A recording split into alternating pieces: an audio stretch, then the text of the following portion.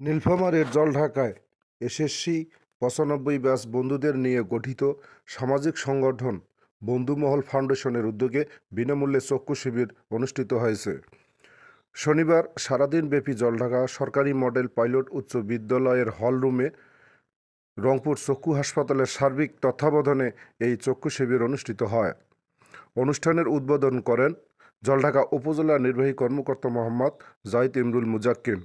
এ সময় উপস্থিত ছিলেন থানা অফিসার ইনচার্জ আরজু মোহাম্মদ সাজ্জাদ হোসেন, ফাউন্ডেশনের পরিচালনা পর্ষদ চেয়ারম্যান মনিরুজ্জামান লাবলু, ব্যবস্থাপনা পরিচালক শাহিদুজ্জামান শাহিদ সহ সংগঠনের সকল নেতৃবৃন্দ।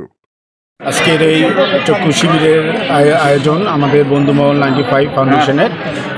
উপস্থিত সকলকে ধন্যবাদ জানাচ্ছি যে আমরা এত সুন্দর একটা আয়োজন করতে পেরেছি সকলের সহযোগিতায় এবং রংপুর চক্ষু হাসপাতালের সহযোগিতায়।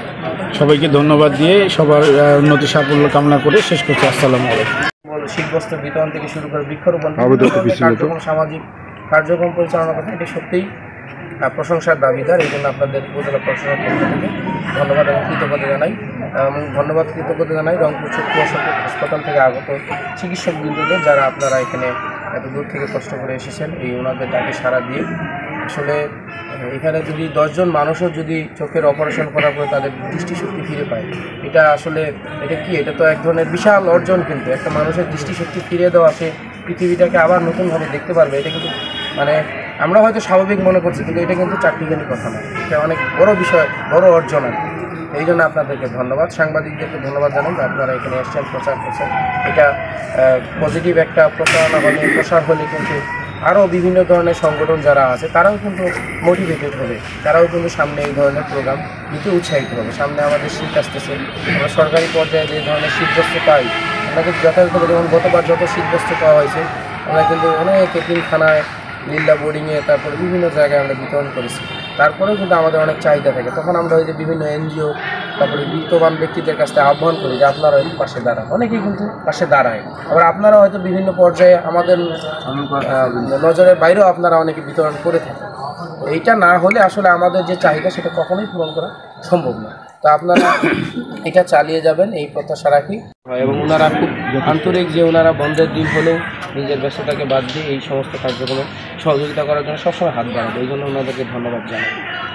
তো এইটুকুই আমার কথা, আপনাদের আবারও ধন্যবাদ জানাচ্ছি। এবং আপনারা যারা এখানে চিকিৎসার জন্য আসছেন, আপনাদের জন্য শুভকামনা থাকলো, আপনাদের সাফল্য এবং দীর্ঘায়ু কামনা করছি। ধন্যবাদ সবাইকে। আল্লাহ হাফেজ।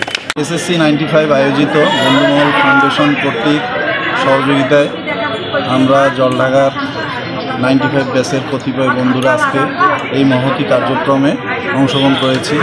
আপনারা সকলে অবগত আছেন যে এই বন্ধুমহল ফাউন্ডেশন শুরু হওয়ার প্রায় 2 বছর হয়ে গেল। এই 2 বছরে আমরা বিভিন্ন কার্যক্রম হাতে নিয়েছি।